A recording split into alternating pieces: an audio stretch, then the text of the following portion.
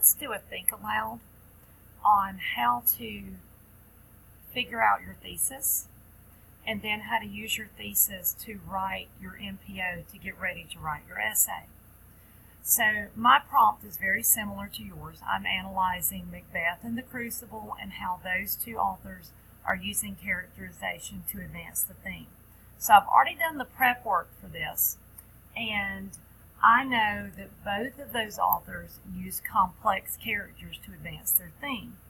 I'm really going to focus in on the actions and the dialogue and the thoughts of these characters. So my thesis would be something like this.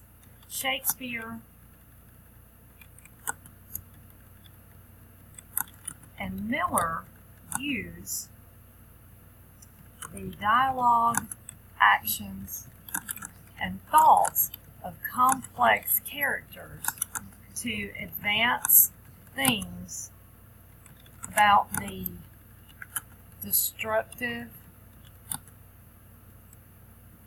nature of power. So I have a thesis, and I have these three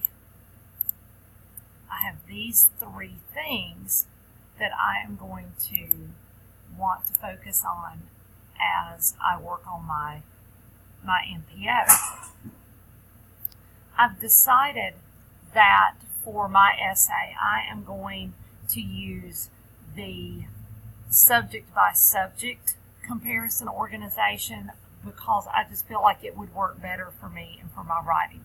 So my first topic sentence is going to be about Shakespeare, and so I'm going to focus in on how he uses the complexity of Macbeth to advance his theme. So Shakespeare uses Macbeth's complexity, or I might do something like Macbeth's complexity in Macbeth illustrates how people who desire unlimited power destroy themselves and others. So I have my theme there. I know then what I'm going to focus in on. And for my details here, these do not have to be complete sentences. So I might put that he seeks power because he's influenced by others. And another detail would be his thoughts show his decline in morality as his desire for power grows. And let's see, I think what I'm going to do is make that action. And dialogue is kind of tough here because it's a play and of course it's all dialogue. So I'm thinking that for his dialogue, his conversations with Lady Macbeth, Banquo, and the witches show his corruption. Alright, so I'm ready to go there. Notice that that was really fast. So this should be a quick process because you've done the thinking as you did your analyzing. So the next thing that I need to do is I need to look at John Proctor in The Crucible. So here I want to take a look at how John Proctor's complexity in The Crucible illustrates how people who deny responsibility, or let's see, I want to reword that, who refuse to use their power out of pride, allow others and themselves to be destroyed. So again, I'm looking here, I want to talk about his dialogue, his actions, and his thoughts. And I'm thinking that a conversation that really would work for this is early in the play.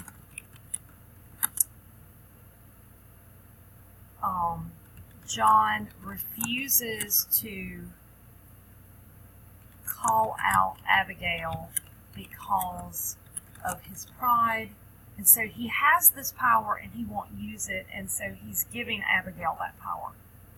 His actions, so his actions anger Mary and Abigail, which puts his wife and later himself at risk. So he kind of abuses his power in both of those situations and then won't take the responsibility to fix it. But I would talk more about that when I actually wrote my paragraph. And then finally, his conversation at the end of the play, when he refuses to give up his good name, shows that he has been destroyed because of his own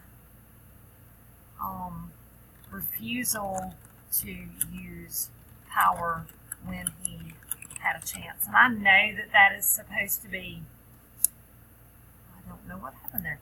I know that that is supposed to be a detail, but I kind of need to write that thinking out. So if you find that you need to do that as well, then that is okay. In my so what, I really want to hit the critique part of the rubric. Remember that to be proficient, we've got to critique how the author does this. This is really hard because these are both really great plays. They're both really well written. If I had to look at who does it better, I think they're about equal. So if one was higher than the other, like one author had done a better job, then I could address that. But here I think that they're both pretty masterful, so my so what is going to include that. In a final comparison, Shakespeare and Miller use complexity of several characters, including their protagonist,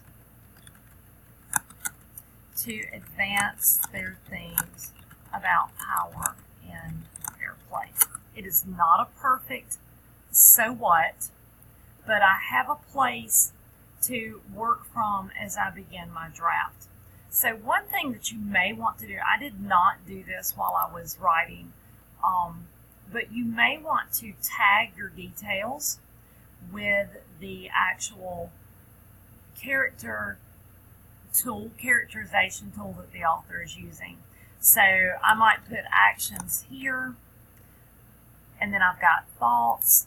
And this just kind of makes me aware that, hey, I am doing this in a way that makes sense. I'm already noticing as I do this that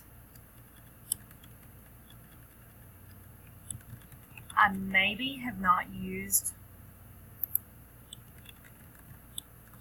them in the same order, and I may want to change that as I write. I can make that change, but it may work to leave it this way. But now I know, hey, I am using all three of those items that I said that I was going to talk about. They are in my details. And this gets me ready to write. So remember that this does not have to be perfect. Your thoughts do not have to be complete in the detail sections, and that you are building a skeleton of your paper before you write. This is just a way to get you ready to move to the writing process. It helps you organize your thinking before you go. So let's move on to changing our MPO into the actual essay.